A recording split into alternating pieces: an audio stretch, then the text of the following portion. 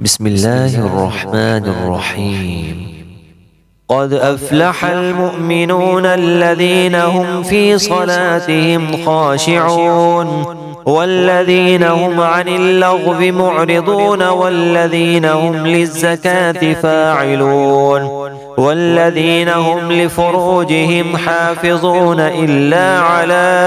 أزواجهم أو ما ملكت أيمانهم فإنهم غير ملومين. فمن ابتغى وراء ذلك فأولئك هم العادون والذين هم لأماناتهم وعهدهم راعون والذين هم على صلواتهم يحافظون أولئك هم الوارثون الذين يرثون الفردوس هم فيها خالدون. ولقد خلقنا الإنسان من سلالة من طين ثم جعلناه نطفة في قرار مكين ثم خلقنا النطفة علقة فخلقنا العلقة مضغة فخلقنا المضغة عظاما فكسونا العظام لحما ثم أنشأناه خلقا آخر فتبارك الله أحسن الخالقين. ثم إنكم بعد ذلك لميتون ثم إنكم يوم القيامة تبعثون. ولقد خلقنا فوقكم 7 طرائق وما كنا عن الخلق غافلين وأنزلنا من السماء ماء بقدر فأسكناه في الأرض وإنا على ذهاب به لقادرون. فأنشأنا لكم به جنات من نخيل وأعناب لكم فيها فواكه كثيرة ومنها تأكلون وشجرة تخرج من طور سيناء تنبت بالدهن وصبغ للآكلين.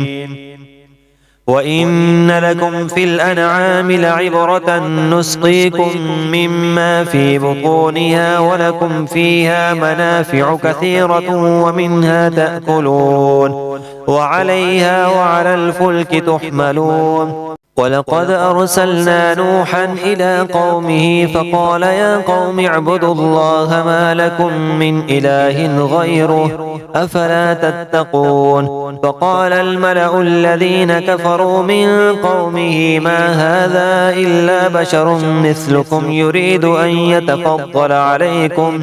ولو شاء الله لأنزل ملائكة ما سمعنا بهذا في آبائنا الأولين إن هو إلا رجل به جنة فتربصوا به حتى حين. قال رب انصرني بما كذبون. فأوحينا إليه أن اصنع الفلك بأعيننا ووحينا فإذا جاء أمرنا وفارت النور فاسلك فيها من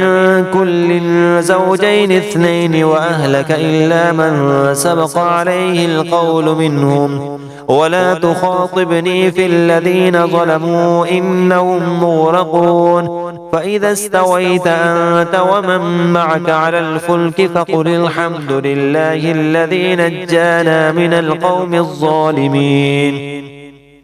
وقل رب أنزلني منزلا مباركا وأنت خير المنزلين. إن في ذلك لآيات وإن كنا لمبتلين. ثم أنشأنا من بعدهم قرنا آخرين فأرسلنا فيهم رسولا منهم أن اعبدوا الله ما لكم من إله غيره أفلا تتقون. وقال الملأ من قومه الذين كفروا وكذبوا بلقاء الآخرة وأترفناهم في الحياة الدنيا ما هذا إلا بشر مثلكم يأكل مما تأكلون منه ويشرب مما تشربون ولئن أطعتم بشرا مثلكم إنكم إذا لخاسرون أيعدكم أنكم إذا متم وكنتم ترابا وعظاما أنكم مخرجون هيهات هيهات لما توعدون إن هي إلا حياتنا الدنيا نموت ونحيا وما نحن بمبعوثين إن هو إلا رجل افترى على الله كذبا وما نحن له بمؤمنين قال رب انصرني بما كذبون قال عما قليل ليصبحن نادمين فأخذتهم الصيحة بالحق فجعلناهم غثاء فبعدا للقوم الظالمين ثم أنشأنا من بعدهم قرونا آخرين ما تسبق من أمة أجلها وما يستأخرون ثم أرسلنا رسلنا تترى كلما جاء أمة رسولها كذبوه فأتبعنا بعضهم بعضا وجعلناهم أحاديث فبعدا لقوم لا يؤمنون ثم أرسلنا موسى وأخاه هارون بآياتنا وسلطان مبين إلى فرعون وملئه فاستكبروا وكانوا قوما عالين فقالوا أنؤمن لبشرين مثلنا وقومهما لنا عابدون فكذبوهما فكانوا من المهلكين ولقد آتينا موسى الكتاب لعلهم يهتدون وجعلنا ابن مريم وأمه آية وآويناهما إلى ربوة ذات قرار ومعين يا أيها الرسل كلوا من الطيبات واعملوا صالحا إني بما تعملون عليم وإن هذه أمتكم أمة واحدة وأنا ربكم فاتقون فتقطعوا أمرهم بينهم زبرا كل حزب بما لديهم فرحون فذرهم في غمرتهم حتى حين أيحسبون أن ما نمدهم به من مال وبنين نسارع لهم في الخيرات بل لا يشعرون إن الذين هم من خشية ربهم مشفقون والذين هم بآيات ربهم يؤمنون والذين هم بربهم لا يشركون والذين يؤتون ما آتوا وقلوبهم وجلة أنهم إلى ربهم راجعون أولئك يسارعون في الخيرات وهم لها سابقون ولا نكلف نفسا إلا وسعها ولدينا كتاب ينطق بالحق وهم لا يظلمون بل قلوبهم في غمرة من هذا ولهم أعمال من دون ذلك هم لها عاملون حتى إذا أخذنا مترفيهم بالعذاب إذا هم يجأرون لا تجأروا اليوم إنكم منا لا تنصرون قد كانت آياتي تتلى عليكم فكنتم على أعقابكم تنكصون مستكبرين به سامرا تهجرون أفلم يدبروا القول أم جاءهم ما لم يأت آباءهم الأولين أم لم يعرفوا رسولهم فهم له منكرون أم يقولون به جنة بل جاءهم بالحق وأكثرهم للحق كارهون بل جاءهم بالحق وأكثرهم للحق كارهون ولو اتبع الحق أهواءهم لفسدت السماوات والأرض ومن فيهن بل أتيناهم بذكرهم فهم عن ذكرهم معرضون أم تسألهم خرجا فخراج ربك خير وهو خير الرازقين وإنك لتدعوهم إلى صراط مستقيم وإن الذين لا يؤمنون بالآخرة عن الصراط لناكبون ولو رحمناهم وكشفنا ما بهم من ضر للجوا في طغيانهم يعمهون ولقد أخذناهم بالعذاب فما استكانوا لربهم وما يتضرعون حتى إذا فتحنا عليهم بابا ذا عذاب شديد إذا هم فيه مبلسون وهو الذي أنشأ لكم السمع والأبصار والأفئدة قليلا ما تشكرون وهو الذي ذرأكم في الأرض وإليه تحشرون وهو الذي يحيي ويميت وله اختلاف الليل والنهار أفلا تعقلون بل قالوا مثل ما قال الأولون قالوا أئذا متنا وكنا ترابا وعظاما أئنا لمبعوثون لقد وعدنا نحن وآباؤنا هذا من قبل إن هذا إلا أساطير الأولين قل لمن الأرض ومن فيها إن كنتم تعلمون سيقولون لله قل أفلا تذكرون قل من رب السماوات السبع ورب العرش العظيم سيقولون لله قل أفلا تتقون قل من بيده ملكوت كل شيء وهو يجير ولا يجار عليه إن كنتم تعلمون سيقولون لله قل فأنى تسحرون بل أتيناهم بالحق وإنهم لكاذبون ما اتخذ الله من ولد وما كان معه من إله إذا لذهب كل إله بما خلق ولعلى بعضهم على بعض سبحان الله عما يصفون عالم الغيب والشهادة فتعالى عما يشركون قل رب إما تريني ما يوعدون رب فلا تجعلني في القوم الظالمين وإنا على أن نريك ما نعدهم لقادرون ادفع بالتي هي أحسن السيئة نحن أعلم بما يصفون وقل رب أعوذ بك من همزات الشياطين وأعوذ بك رب أن يحضرون حتى إذا جاء أحدهم الموت قال رب ارجعون لعلي أعمل صالحا فيما تركت كلا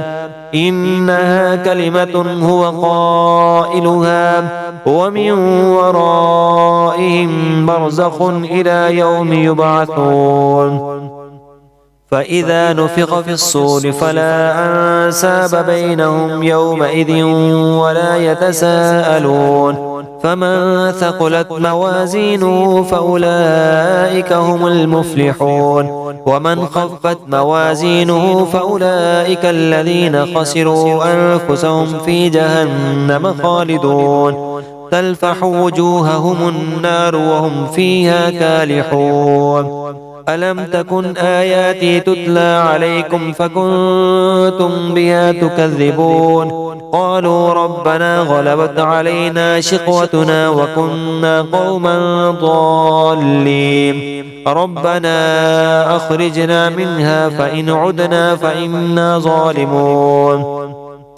قال اخسئوا فيها ولا تكلمون إنه كان فريق من عبادي يقولون ربنا آمنا فاغفر لنا وارحمنا وأنت خير الراحمين فاتخذتموهم سخريا حتى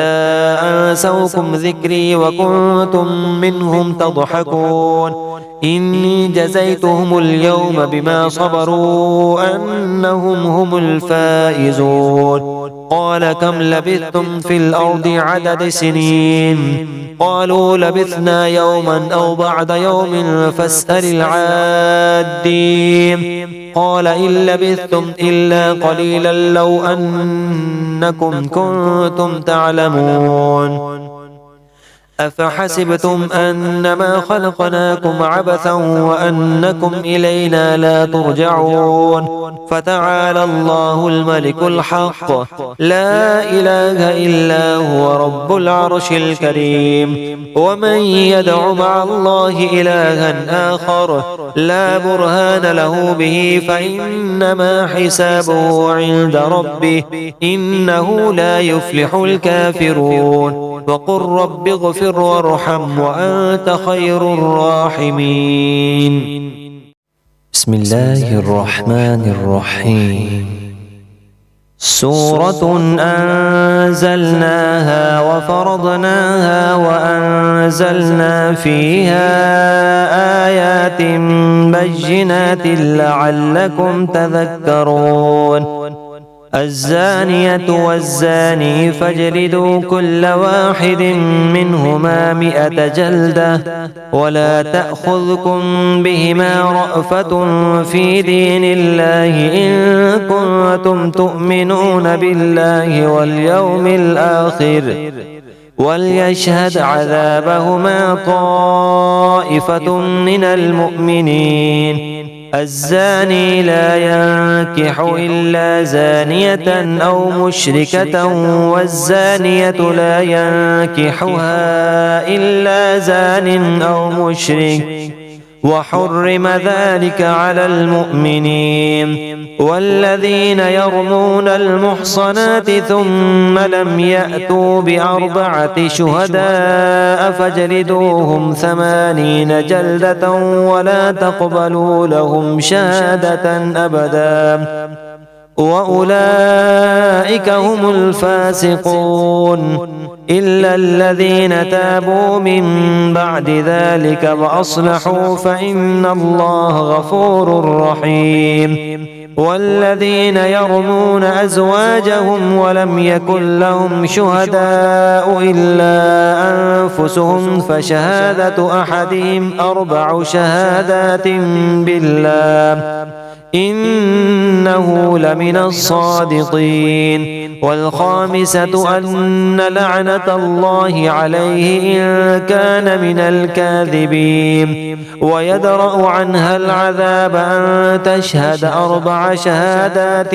بالله إنه لمن الكاذبين.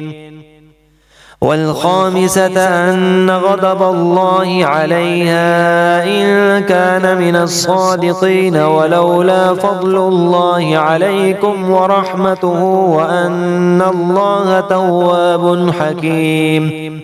إن الذين جاءوا بالإفك عصبة منكم لا تحسبوه شرا لكم بل هو خير لكم لكل امرئ منهم ما اكتسب من الإثم والذي تولى كبره منهم له عذاب عظيم. لولا إذ سمعتموه ظن المؤمنون والمؤمنات بأنفسهم خيرا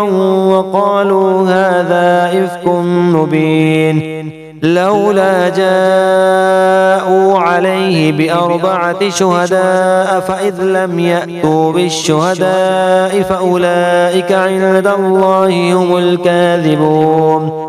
ولولا فضل الله عليكم ورحمته في الدنيا والآخرة لمسكم فيما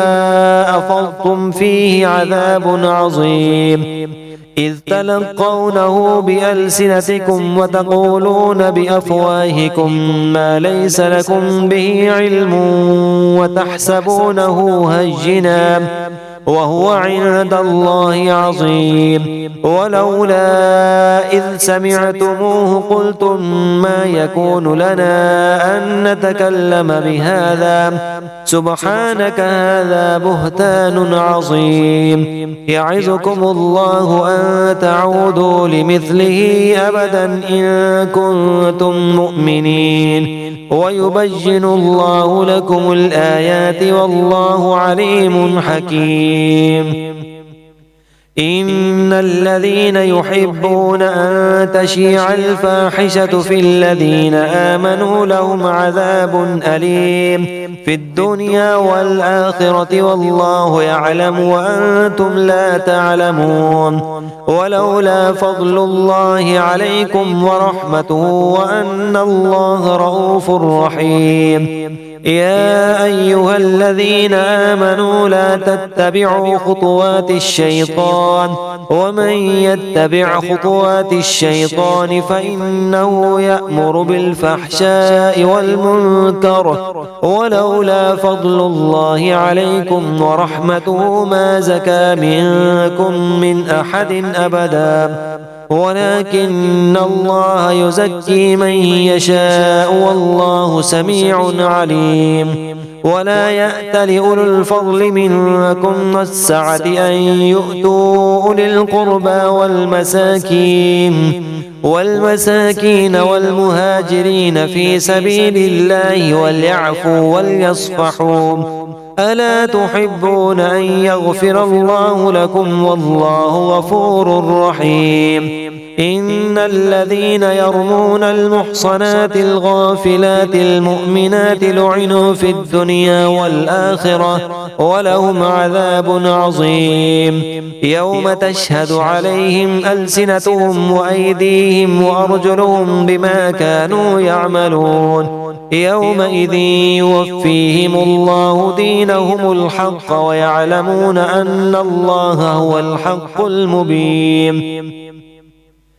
الخبيثات للخبيثين والخبيثون للخبيثات والطيبات للطيبين والطيبون للطيبات أولئك مبرؤون مما يقولون لهم مغفرة ورزق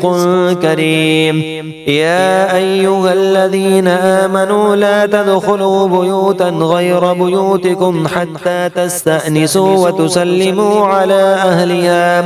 ذلكم خير لكم لعلكم تذكرون فإن لم تجدوا فيها أحدا فلا تدخلوها حتى يؤذن لكم وإن قيل لكم ارجعوا فارجعوا هو أزكى لكم والله بما تعملون عليم ليس عليكم جناح أن تدخلوا بيوتا غير مسكونة فيها متاع لكم والله يعلم ما تبدون وما تكتمون قل للمؤمنين يغضوا من أبصارهم ويحفظوا فروجهم ذلك أزكى لهم إن الله خبير بما يصنعون وقل للمؤمنات يغضضن من أبصارهن ويحفظن فروجهن ولا يبدين زينتهن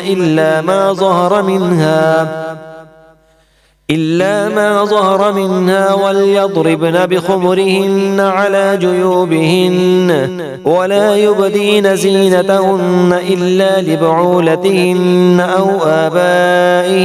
أو آباء بعولتهن أو أبنائهن أو أبناء بعولتهن أو إخوانهن أو بني إخوانهن أو بني أخواتهن أو نسائهن أو ما ملكت أيمانهن أو التابعين غير أولي الإربة من الرجال أو الطفل الذين لم يظهروا على عورات النساء ولا يضربن بأرجلهن ليعلم ما يخفين من زينتهن وتوبوا إلى الله جميعا أيها المؤمنون لعلكم تفلحون وأنكحوا الأيام منكم والصالحين من عبادكم وإمائكم إن يكونوا فقراء يغنهم الله من فضله والله واسع عليم وليستعفف الذين لا يجدون نكاحا حتى يغنيهم الله من فضله والذين يبتغون الكتاب مما ملكت أيمانكم فكاتبوهم إن علمتم فيهم خيرا وآتوهم من مال الله الذي آتاكم ولا تكرهوا فتياتكم على البغاء إن أردنا تحصنا إن أردنا تحصنا لتبتغوا عرض الحياة الدنيا ومن يكرههن فإن الله من بعد إكراههن غفور رحيم. ولقد أنزلنا إليكم آيات مبينات ومثلا من الذين خلوا من قبلكم وموعظة للمتقين. الله نور السماوات والأرض مثل نوره كمشكاة فيها مصباح، المصباح في زجاجة، الزجاجة كأنها كوكب دري يوقد من شجرة مباركة زيتونة لا شرقية ولا غربية يكاد زيتها يضيء ولو لم تمسسه نار، نور على نور، يهدي الله لنوره من يشاء ويضرب الله الأمثال للناس والله بكل شيء عليم. في بيوت أذن الله أن ترفع ويذكر فيها اسمه يسبح له فيها بالغدو والآصال، رجال لا تلهيهم تجارة ولا بيع عن ذكر الله وإقام الصلاة وإيتاء الزكاة، يخافون يوما تتقلب فيه القلوب والأبصار، ليجزيهم الله أحسن ما عملوا ويزيدهم من فضله، والله يرزق من يشاء بغير حساب. والذين كفروا أعمالهم كسراب بقيعة يحسب الظمآن ماء حتى إذا جاءه لم يجده شيئا ووجد الله عنده فوفاه حسابه، والله سريع الحساب. أو كظلمات في بحر لجج يغشاه موج من فوقه سحاب، ظلمات بعضها فوق بعض إذا أخرج يده لم يكد يراها، ومن لم يجعل الله له نورا فما له من نور. ألم تر أن الله يسبح له من في السماوات والأرض والطير صافات، كل قد علم صلاته وتسبيحه، والله عليم بما يفعلون. ولله ملك السماوات والأرض وإلى الله المصير. ألم تر أن الله يزجي سحابا ثم يؤلف بينه ثم يجعله ركاما فترى الودق يخرج من خلاله، وينزل من السماء من جبال فيها من برد فيصيب به من يشاء ويصرفه عن من يشاء، يكاد سنا برقه يذهب بالأبصار، يقلب الله الليل والنهار إن في ذلك لعبرة لأولي الأبصار. والله خلق كل دابة من ماء فمنهم من يمشي على بطنه ومنهم من يمشي على رجلين ومنهم من يمشي على أربع، يخلق الله ما يشاء إن الله على كل شيء قدير. لقد أنزلنا آيات مبينات والله يهدي من يشاء إلى صراط مستقيم. ويقولون آمنا بالله وبالرسول وأطعنا ثم يتولى فريق منهم من بعد ذلك وما أولئك بالمؤمنين. وإذا دعوا إلى الله ورسوله ليحكم بينهم إذا فريق منهم معرضون، وإن يكن لهم الحق يأتوا إليه مذعنين. أفي قلوبهم مرض أم ارتابوا أم يخافون أن يحيف الله عليهم ورسوله، بل أولئك هم الظالمون. إنما كان قول المؤمنين إذا دعوا إلى الله ورسوله ليحكم بينهم أن يقولوا سمعنا وأطعنا وأولئك هم المفلحون. ومن يطع الله ورسوله ويخشى الله ويتقه فأولئك هم الفائزون. وأقسموا بالله جهد أيمانهم لئن أمرتهم ليخرجن قل لا تقسموا طاعة معروفة إن الله خبير بما تعملون. قل أطيعوا الله وأطيعوا الرسول فإن تولوا فإنما عليه ما حمل وعليكم ما حملتم وإن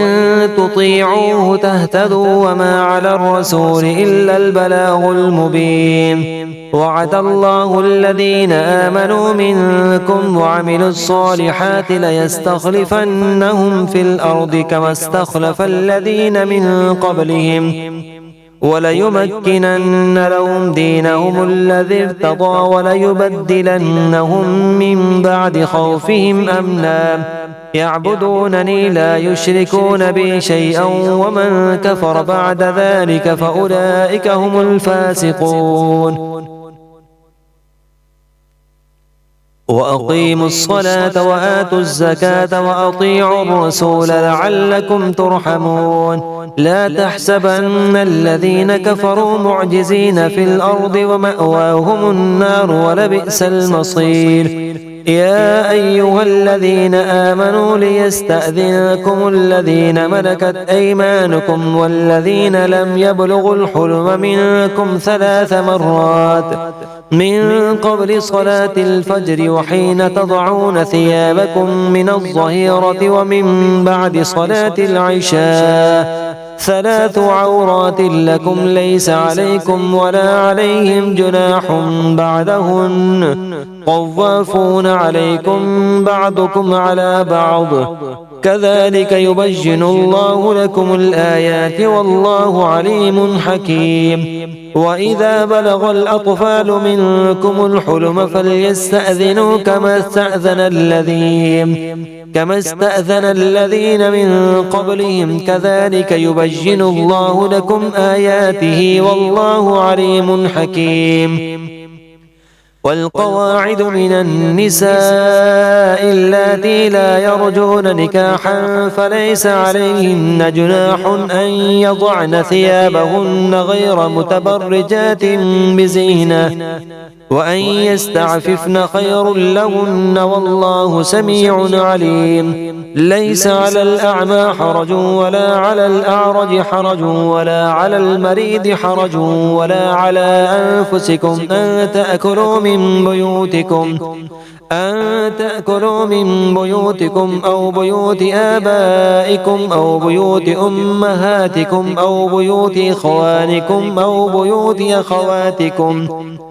بيوت أخواتكم أو بيوت أعمامكم أو بيوت عماتكم أو بيوت أخوالكم أو بيوت خالاتكم أو ما ملكتم مفاتحه أو صديقكم. ليس عليكم جناح أن تأكلوا جميعا أو أشتاتا. فإذا دخلتم بيوتا فسلموا على أنفسكم تحية من عند الله مباركة طيبة كذلك يبين الله لكم الآيات لعلكم تعقلون.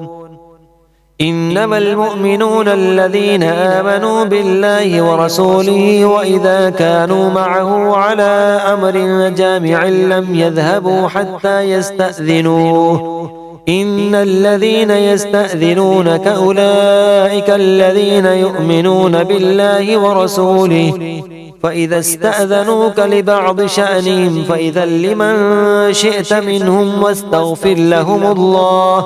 إن الله غفور رحيم. لا تجعلوا دعاء الرسول بينكم كدعاء بعضكم بعضا قد يعلم الله الذين يتسللون منكم لواذا فليحذر الذين يخالفون عن أمره أن تصيبهم فتنة أو يصيبهم عذاب أليم ألا إن لله ما في السماوات والأرض قد يعلم ما أنتم عليه ويوم يرجعون إليه فينبئهم بما عملوا والله بكل شيء عليم. بسم الله الرحمن الرحيم. تبارك الذي نزل الفرقان على عبده ليكون للعالمين نذيرا الذي له ملك السماوات والأرض ولم يتخذ ولدا ولم يكن له شريك في الملك وخلق كل شيء فقدره تقديرا واتخذوا من دونه آلهة لا يخلقون شيئا وهم يخلقون ولا يملكون لأنفسهم ضرا ولا نفعا ولا يملكون موتا ولا حياة ولا نشورا وقال الذين كفروا إن هذا إلا إفك افتراه وأعانه عليه قوم آخرون فقد جاءوا ظلما وزورا وقالوا أساطير الأولين اكتتبها فهي تملى عليه بكرة وأصيلا قل أنزله الذي يعلم السر في السماوات والأرض إنه كان غفورا رحيما وقالوا ما لهذا الرسول يأكل الطعام ويمشي في الأسواق لولا أنزل إليه ملك فيكون معه نذيرا أو يلقى إليه كنز أو تكون له جنة يأكل منها وقال الظالمون إن تتبعون إلا رجلا مسحورا انظر كيف ضربوا لك الأمثال فضلوا فلا يستطيعون سبيلا تبارك الذي إن شاء جعل لك خيرا من ذلك جنات تجري من تحتها الأنهار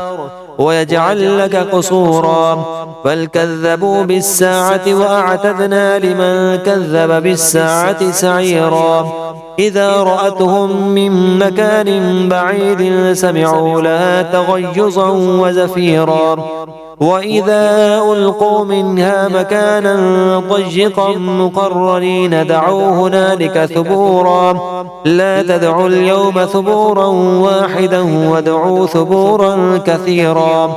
قل أذلك خير أم جنة الخلد التي وعد المتقون كانت لهم جزاء ومصيرا لهم فيها ما يشاءون خالدين كان على ربك وعدا مسئولا ويوم يحشرهم وما يعبدون من دون الله فيقول أأنتم أضللتم عبادي هؤلاء أم هم ضلوا السبيل قالوا سبحانك ما كان ينبغي لنا أن نتخذ من دونك من أولياء ولكن متعتهم وآباءهم حتى نسوا الذكر وكانوا قوما بورا فقد كذبوكم بما تقولون فما تستطيعون صرفا ولا نصرا ومن يظلم منكم نذقه عذابا كبيرا وما أرسلنا قبلك من المرسلين إلا إنهم ليأكلون الطعام ويمشون في الأسواق وجعلنا بعضكم لبعض فتنة أتصبرون وكان ربك بصيرا.